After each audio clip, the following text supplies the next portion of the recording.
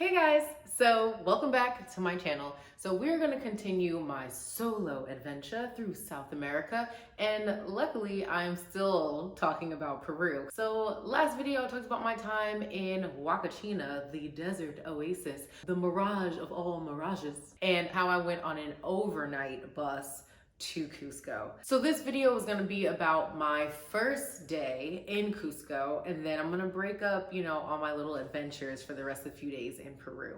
If you looked up anything in South America, I'm sure you've heard of Cusco. It is where one of the new 7 wonders of the world is Machu Picchu. But I'm gonna save that for my next video. This one is gonna be solely about my first day traveling alone in Cusco. So Cusco is the capital of the Incan Empire. It has a lot of history and a lot of influence and so many things that you can actually see. So my first day there, I arrived at night, 7 p.m. Luckily with Peru Hop, they do pay for a cab for you to get to your hostel. And of course, where did I stay? I stayed at another wild Rover because again, when you stay at more than one, you get something free. So I got a free drink and I got a free shirt, but I actually didn't pick it up. Before I even get to explaining my room, let me tell you one thing. Cusco is high. So you need to make sure you are prepared when it comes to the altitude. Now, I'm a fairly fit person. I was on a step team.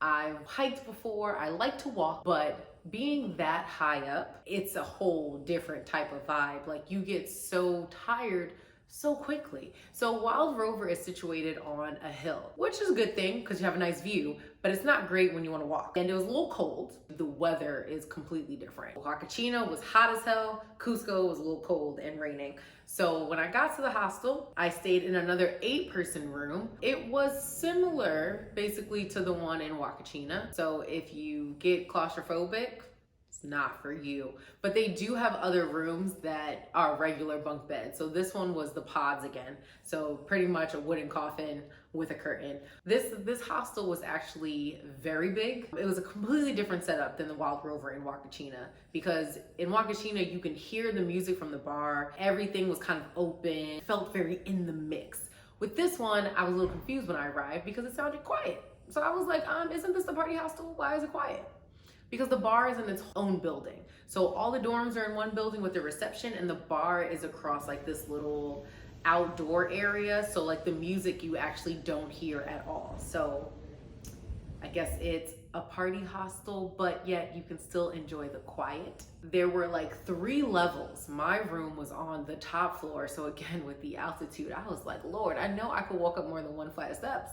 Like, why am I exhausted? The hostel also had nice little like terraces and a rooftop. So you can like look off and look at the city of Cusco. So look at this beautiful view. Oh yeah. This is from the hostel. It's very nice. I guess I'm almost a week in of my solo trip around South America. So far, it hasn't been too bad. I met a lot of great people from all over, which is cool. And looking forward to what happens next. So even though it was a little tiring to walk up and down the hill and up and down the steps, it did give you a very nice view. I do kind of feel like the Huacachina bar was a little bit better just because maybe there was a pool and maybe just the vibe was more open and summery, whereas the one in Cusco was a little more like whatever that's supposed to mean. But I do realize it's because of the weather. The weather in Cusco changes pretty rapidly. One day you would wake up and it's hot as hell, and then in an hour it starts pouring. So you have to be prepared for all types of weather. So now I kind of understand why everything was so like enclosed in Cusco. Even the bar was a little different. It was definitely seemed a little more toned down. They did try to have the same vibe with the shots off the bar and yelling Wild fucking Rover. I played rock, paper, scissors on the bar for shots.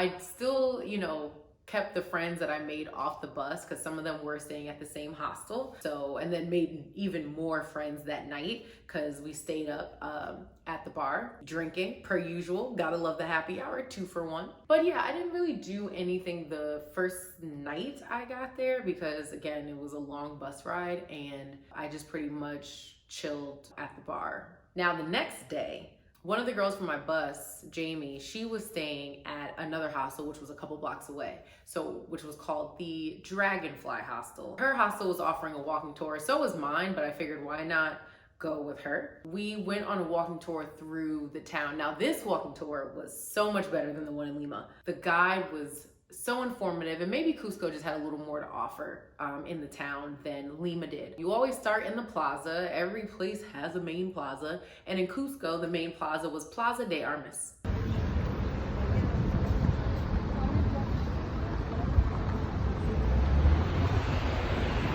What is your opinion on Jesus looking down on you? You can definitely see the Spanish influence in Cusco based off of the buildings. So a lot of the buildings have like these blue terraces which remind you of Spain. Even though a lot of people speak Spanish in South America, there are still people that stick to the native language. One of them happens to be Quechua. So there are a few words that I learned in Quechua, and it was nice that people hold on to their native traditions and they try to, keep that and didn't lose it completely, even though Spanish colonization and whatnot. But he showed us, the typical church, the government building. We walked through the different plazas. We walked up to this like lookout point, which was up through the city of Cusco. And even just looking at the streets and some of the colors on the buildings were just nice. He walked us past this vegan restaurant that luckily I was able to try. It's called Greenpoint. Oh my God, the food was so delicious. I mean, I'm not fully vegan, but I'm lactose intolerant and I don't eat meat. So it's basically the same thing. And that's kind of one of the reasons why I liked Peru, because they had a good mix of vegetarian options. So I didn't have to worry too much. But Greenpoint, you really felt like you were eating out of a garden. It was built like a garden, it looked like a garden, it was just beautiful. So I would recommend for anyone wanting some really good vegan food and also just the experience of being in that space, definitely recommend Greenpoint. It's a little more expensive than a regular Peruvian lunch, but compared to American prices, it's not that bad. We also went to this market. It was called the San Pedro market. It was a local market. They had a ton of things that you can buy. It was like bracelets and fabrics, and then they also had food and smoothies and everything. Like one section was clothes, a back section was food. It was just like a huge warehouse of a bunch of different local things, and it was very, very cheap. Like when I tell you cheap, we went and had lunch at San Pedro Market, and the meal cost 5 pesos. Now, if you want to do your calculation as to how much 5 pesos calculates to, that's about like maybe $2, probably even less. And what came with those 5 pesos? You had a meat, like a rice, you had a yuca soup, this like potato mixture. So you got a good amount for 5 pesos. And it looks like, your Peruvian grandmother was cooking in her kitchen and brought it to you.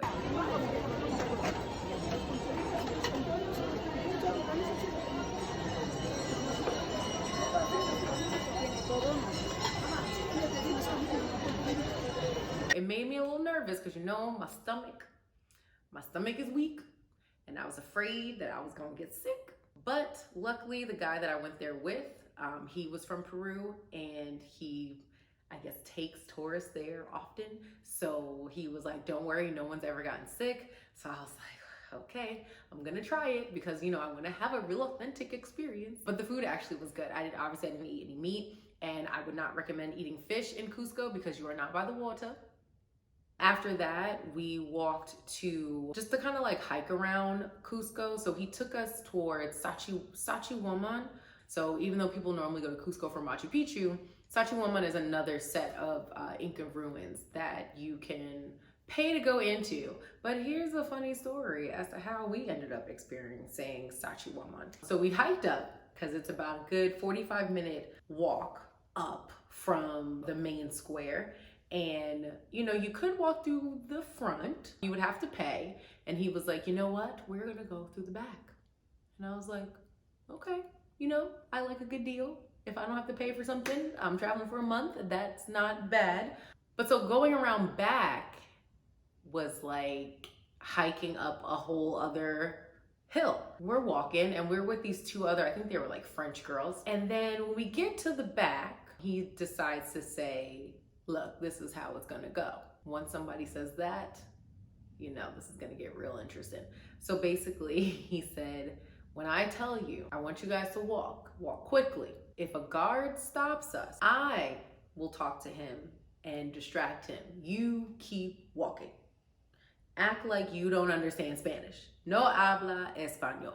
Oh, geez, I'm not trying to get arrested in Peru, okay? I stand out, hello. Granted, I was with my brown people, but I had blonde twisting. Maybe if I was white, I probably would have blended in a little bit better just because there were so many white tourists. But being the one black person that's not Peruvian, I think I stood out a lot. But you know what? We gave it a try. So we're standing there hiding behind the bushes. He's looking. So he was like, see, the tourist van is coming in. So we're gonna wait till they come in, right? Once I say go, go. So I'm like, all right. So we're looking, I see the tourists. They're coming into the park. He was like, all right, go. So now me and the three girls that I'm with, we're walking down this path into the park. I see this guard that's like, hola, tickets. So I'm like, huh? No habla español. Kept walking. So the guy that we were with, I guess you have like these Peruvian, you know, IDs. So he's talking to him like, oh, look, I have my Peruvian ID, whatever. So we keep walking. But the guy does not want to let up. So he's like, hola, hola, senoritas, tickets, tickets, tickets. So I'm like, huh? I don't know. But the other two French girls got a little nervous. So they were like, oh my God. They ended up turning around. So I'm still trying to walk like, I don't speak Spanish. And like, but he keeps pushing the issue. But the guy honestly could not speak any other English besides saying tickets. And I was saying, I don't know what you're saying, so I'm gonna keep walking. Like, I have a ticket, but it's not on me. But then the guide just kind of acted like he didn't know us. So we're like, you know, so he starts walkie-talking, like calling down the front. And I'm like, oh shit, I'm about to get arrested. Like, I can't do this. So eventually, like, I just walked a little further, took some pictures, and then me and Jamie walked back and waited for the guy to come back around. But he was like, he does that all the time, and you just slip the guy some money and he lets you go. And I'm like, well, you didn't say that. You didn't give us the eye. You didn't give us the full, you know, story. I just saw him walkie-talkie in the front. I'm thinking guards is about to come and I was gonna get arrested. So he took us to this other like rock formation thing and basically did the same thing again, except it was a lot smaller. So when the tourists were coming out, he told us to come through the exit. Look at this.